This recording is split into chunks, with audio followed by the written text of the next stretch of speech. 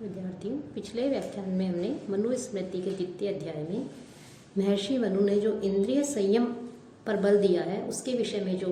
बताया है उस पर अध्ययन किया कि उन्होंने पुरुषार्थ चतुष्टय की प्राप्ति हेतु किस प्रकार से इंद्रिय निग्रह की आवश्यकता पर बल दिया है, इंद्रियों के अधीन होने से किस प्रकार से बुद्धि का नाश होता है और इंद्रियों को अपने वश में से करने से कैसे उसे धर्म अर्थ काम मोक्ष आदि पुरुषार्थों की प्राप्ति होती है। साथ ही जितेंद्रिय का भी लक्षण उन्होंने बताया। साथ ही संध्योपासना के विषय में जो उन्होंने कहा था कि संध्योपासना ब्रह्मचारी को या उपनयन के पश्चात जो उस बालक को करनी चाहिए, तो संध्योपासना का समय क्या है, तो उसके लिए उन्होंने कहा है कि प्रातः काल की संध्या के समय सूर्य के उदय होने तक गायत्री मंत्र का जप करता रहे और सायंकाल की जो संध्या है उसमें जब तक तारे नहीं निकले अर्थात तारे निकलने तक जो है वो कि सायंकाल जब तक तारे न निकल जाएं तब तक बैठ करके गायत्री मंत्र का उसे जप करना चाहिए, क्योंकि प्रातःकाल संध्या में खड़े होकर गायत्री मंत्र जप करने पर रात्रि में किए हुए जो पाप कर्म है उन पाप कर्मों को व्यक्ति दूर कर देता है और सायंकाल बैठ करके संध्या करने के विषय में जो कहा गया है उससे दिन में किए गए जो पाप हैं वो नष्ट हो जाते हैं। उन पापों को नष्ट करने वाला सायंकाल संध्योपासना है। और जो व्यक्ति प्रातः और सायंकाल संध्योपासना नहीं करता उसे द्विज कर्मों से जो है बहिष्कृत मान लिया जाता है, उसे द्विज नहीं माना जाता। साथ ही साथ गायत्री मंत्र का जप कहाँ करना चाहिए कि अरण्य में जाकर के एकाग्र अर्थात व्यक्ति जो है मनुष्य जो है वो अरण्य में जाकर वन में जाकर के या एकांत स्थान में जाकर के एकाग्र मन से जल के समीप जो दैनंदिन दिन जो किए जाने वाले जो कृत्य हैं, तो ऐसे प्रतिदिन किए जाने वाले जो कृत्य हैं अग्निहोत्र आदि उन कृत्यों का अनुष्ठान करके नियम पूर्वक गायत्री मंत्र का जप करें। इसके साथ ही उन्होंने महर्षि मनु ने ये बताया है कि जो अध्ययन के लिए उपनयन संस्कार के पश्चात जो बालक आता है, ब्रह्मचारी जो बालक आता है, तो उसको किस प्रकार से अध्ययन कराया जाए और अध्ययन कराने योग्य छात्र कौन होते हैं, बोलने और संभाषण के क्या नियम हैं, किन्हें अध्ययन नहीं करवाना चाहिए, अमर्यादित पठन पाठन से किस प्रकार की हानि होती है, विद्यादान की किस प्रकार से विफलता होती है सफलता होती है, इसके विषय में बताते हुए वो कह रहे हैं कि पढ़ाने योग्य अध्यापन कराने योग्य कौन छात्र हैं, तो उनके लिए कह रहे हैं। और ये महत्वपूर्ण श्लोक भी है कि आचार्य पुत्र है शुश्रूषु ज्ञानदो धार्मिक है शुचि आप्त शक्तो अर्थदः साधु स्वाध्याप्यो दश धर्मतः। कि आचार्य पुत्र है कि आचार्य का पुत्र कि जो आचार्य है उस आचार्य पुत्र का जो पुत्र है वो अध्ययन कराने योग्य है कि उसको जो है अध्ययन कराना चाहिए, आचार्य पुत्र को शिक्षा देनी चाहिए, अध्ययन कराना चाहिए। साथ ही साथ शुश्रूषु की जो सेवक है उस सेवक को भी जो है ज्ञान देना चाहिए, सेवक को भी जो है अध्ययन कराने के लिए महर्षि मनु ने कहा है कि आचार्य का पुत्र सेवा करने का इच्छुक, ज्ञानदः ज्ञान को देने वाला कि ज्ञानदाता, ज्ञानम ददाति इति ज्ञानदः कि ज्ञान देने वाला, धार्मिक है कि धार्मिक प्रवृत्ति वाला, कि धर्म तत्पर है, शुचि ही पवित्र है अर्थात पवित्र, आप्त है विश्वसनीय सच बोलने वाला और विश्वसनीय, शक्त है समर्थ अर्थात जो अध्ययन उसे कराया जाएगा, जो ज्ञान दिया जाएगा उसको ग्रहण करने में समर्थ, धन देने अर्थदः है धन देने वाला हो, धन दे सकने में, क्योंकि गुरु को जो है अध्ययन अध्यापन आदि के लिए भी धन की आवश्यकता होती है, उसे अपने कार्यों के लिए भी धन, उसका कार्य ही गुरु का अध्ययन अध्यापन, तो इसके लिए उसे यज्ञ आदि के लिए अध्ययन आदि के लिए धन की आवश्यकता होती है। तो अर्थ देने वाला भी जो है छात्र जो है वो अध्ययन का अधिकारी है। और साधु अर्थात सज्जन व्यक्ति और स्वजन, ये 10 जो है धर्म से पढ़ाने योग्य अध्ययन कराने योग्य कहे गए हैं कि धर्मानुसार अध्यापन योग्य 10 प्रकार के छात्र जो है उन्होंने बताए हैं कि आचार्य पुत्र, सेवा करने का इच्छुक, ज्ञानदाता, धार्मिक, पवित्र, विश्वस्त, विद्या ग्रहण करने में जो समर्थ हो और जो धन से समर्थ हो कि धन दे सकने वाला हो, सज्जन हो और अपना जन्म स्वजन्म, ये 10 धर्म के अनुसार अध्यापन करने योग्य है। न अस्पृष्ट है कस्यचित् अब्रूयान्न च अन्यायेन पृच्छते है जानन्नपि ही मेधावी जड़वत लोक आचरित। अब बोलने के और संभाषण करने के भी कुछ नियम हैं। उसके लिए महर्षि कह रहे हैं कि गुरु जो है वो गुरु अपृष्ट है,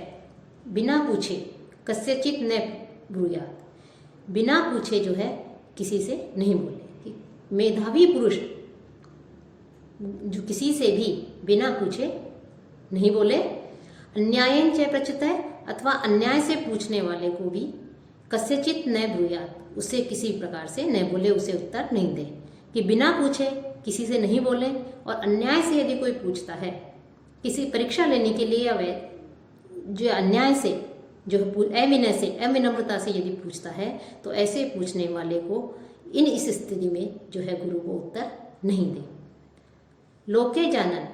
और उसे उस विषय, जिस विषय में वो पूछ रहा है उस विषय का ज्ञान है, बुद्धिमान है, तो बुद्धिमान होने पर भी जड़वत आचरे,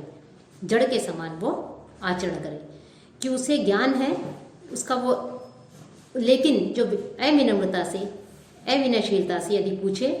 तो ऐसे अन्याय से पूछने वाले को भी गुरु जो है, यद्यपि उसे ज्ञान है, बुद्धिमान है, लेकिन फिर भी संसार में गूंगे के समान रहे, अर्थात उसे उसका उत्तर नहीं दे, उसे नहीं बताए। क्यों नहीं बताए? अन्यायेन च यह प्राह यह च अधर्मेण पृच्छति तयो अन्यतरः प्रीति विद्वेषम व अधिगच्छति। कि अन्यायेन यह प्राह, जो अन्याय से बताता है, यह च अधर्मेण पृच्छति, और जो अधर्म से पूछता है, अर्थात बुद्धिमान पुरुष के लिए कह रहे हैं कि बुद्धिमान पुरुष को चाहिए कि वह बिना पूछे किसी को कुछ नहीं बताए, और अन्याय से पूछने वाले को भी उत्तर नहीं दे, और वो जानता हुआ भी जो है संसार में मूर्ख की तरह रहे। क्योंकि अन्यायेन यह प्राह, कि जो अन्याय से बताता है, और यह अधर्मेण पृच्छति, और जो अधर्म से पूछता है, तयो उन दोनों में से अन्य तरह प्रति व विद्वेष, उन दोनों में से या तो एक की मृत्यु हो जाती है, या आपसी शत्रुता में को वो प्राप्त होते हैं, अधिगच्छति प्राप्त होते हैं, या उनमें आपस में शत्रुता हो जाती है। अर्थात जो मनुष्य न्यायपूर्वक कहता है, अथवा जो धर्म मार्ग का अतिक्रमण करता है, करके पूछता है, उन दोनों में से या तो किसी एक की मृत्यु हो जाती है, या दोनों में शत्रुता हो जाती है, विरोध हो जाता है। इसलिए अन्याय से तथा अधर्म से न तो किसी से कुछ कहना चाहिए और न ही पूछना चाहिए। तो यहाँ पर इस प्रकार से जो है मनु ने अमर्यादित पठन पाठन से किस प्रकार की हानि होती है उसके विषय में बताया। साथ ही जो शिष्य है, वो शिष्य धार्मिक हो, धनवान और सेवा करने वाला हो। यदि वो शिष्य धार्मिक, धनवान और सेवा करने वाला नहीं हो, तो उसे विद्या नहीं पढ़ानी चाहिए। कि यदि धर्म के प्रति जिसकी आस्था नहीं है, जो शिष्य धार्मिक नहीं है तथा धनवान भी नहीं है, और जो धर्म पूर्वक सेवा या जो गुरु के प्रति सेवा भाव कि उसके मन में भावना है वो नहीं है, धनादि का भी अर्पण आचार्य के लिए नहीं करता है, गुरु की सेवा नहीं करता है, तो ऐसे पात्र को, ऐसे व्यक्ति को जो है आचार्य अपनी शिक्षा नहीं दे, उसे आचार्य कभी भी नहीं पढ़ाए। क्योंकि इस प्रकार के व्यक्ति को दी गई विद्या वैसे ही व्यर्थ हो जाती है जैसे जो ऊषर भूमि है, बंजर भूमि है, उस भूमि में बोया गया, उस भूमि में डाला गया बीज निष्फल हो जाता है। उसी प्रकार से अपात्र को दी गई विद्या भी व्यर्थ जाती है, नष्ट हो जाती है। इसलिए जो वेद पाठी है, उसका विद्या के साथ ही वेद को जानने वाला है, विद्वान व्यक्ति है, यदि कोई उसे इस प्रकार का सुयोग्य पात्र नहीं मिल रहा है जिससे वो जो है ज्ञान दे, शिक्षा दे, तो ऐसे वेद पाठी का, ऐसे व्यक्ति का, ऐसे विद्वान व्यक्ति का, ब्रह्म ज्ञानी का, वेद ज्ञानी भले ही अपनी विद्या के साथ उसकी मृत्यु हो जाए, मर जाए, लेकिन घोर संकट में भी, विपत्ति में भी जो है, जो विद्या का अधिकारी नहीं है, ऐसे व्यक्ति को जो है विद्यादान नहीं दे। वह अर्थात ऊषर भूमि में जैसे बीज डालने का कोई जो है उसका फल नहीं निकलता, वो निष्फल होता है, उसी प्रकार से कुपात्र को भी यदि शिक्षा दी जाए, अयोग्य व्यक्ति को भी यदि शिक्षा दी जाए, तो उस शिक्षा की, उस विद्यादान की जो है निष्फलता ही होती है, वो विद्यादान निष्फल होता है। तो इस प्रकार से आचार्यों को ऐसे कुपात्रों को नहीं पढ़ना चाहिए। और विद्या ने क्योंकि साथ ही ब्राह्मण जो है उसके लिए मूर्त स्वरूपा जो विद्या है उसके लिए कहते हुए कह रहे हैं कि विद्या ने किसी ब्राह्मण के पास आकर के कहा कि मैं तेरी की जो है लक्ष्मी हूँ या मैं तेरा खजाना हूँ और मेरी रक्षा करो। कि मैं आप जो है ब्राह्मण के पास में आकर के विद्या कहती है कि मैं जो है आपका खजाना हूँ और आप जो है मेरी रक्षा करो, मैं तुम्हारी निधि हूँ, लेकिन किसी निंदा को तुम मेरा दान मत करना। कि विद्या जो है द्विज के समीप, ब्राह्मण के समीप आकर के बोलती है कि मैं तुम्हारी निधि हूँ और मेरी रक्षा करो, लेकिन कभी भी किसी निंदा करने वाले को, निंदक को तुम मेरा दान अर्थात विद्या दान मत करना, और जब तुम ऐसा करोगे तभी मैं शक्तिशालिनी बनूंगी, शक्ति वाली बनूंगी। और तुम जिसे पवित्र और नियमित ब्रह्मचर्य का पालन करने वाला समझो, विद्या की निधि, विद्या रूपी निधि की, विद्या की ज्ञान की रक्षा करने वाला समझो, आलस्य रहित जो ब्राह्मण है उस ब्राह्मण को अर्थात द्विज को, ऐसे व्यक्ति को ही जो आलस्य रहित है, पवित्र है, ब्रह्मचर्य का पालन करने वाला है, विद्या की रक्षा करने वाला है, ऐसे को ही विद्या जो है उसका तुम उपदेश देना, उसकी तुम शिक्षा देना। साथ ही साथ जो व्यक्ति जो वेद का अध्ययन कराने वाला जो गुरु है, आचार्य है, उससे अनुमति लिए बिना ही, अर्थात यदि गुरु उसे अध्ययन नहीं करा रहा है और बिना आचार्य की अनुमति के बिना वेदाध्ययन जो है, यदि उस वेदाध्ययन का वो अध्ययन कर लेता है तो उसे वेदों की चोरी का पाप लगता है और उसे नरक की प्राप्ति होती है, अध्ययन नरकगामी होता है। अर्थात आचार्य की अनुमति के बिना वेदाध्ययन का निषेध यहाँ पर उन्होंने किया है। साथ ही जो गुरु हैं उस गुरु के अभिवादन का भी प्रकार बताया है। इस यहाँ तक तो महर्षि मनु ने जो है किस प्रकार से जो है हमें कैसे को शिक्षा दी जानी चाहिए, किस प्रकार के योग्य व्यक्ति को शिक्षा दी जाए, किसे शिक्षा नहीं दी जाए, तो वेदाध्ययन का क्या फल है, कैसे योग्य को शिक्षा दें, और आचार्य की अनुमति के बिना वेदाध्ययन करने का किस प्रकार से निषेध होता है। आचार्य की अनुमति के बिना वेदों का ज्ञान प्राप्त करने पर वेदों की चोरी का पाप लगता है, अध्ययन नरकगामी होता है, इसके विषय में महर्षि मनु ने बताया। अगले व्याख्यान में हम जो अभिवादन विधि है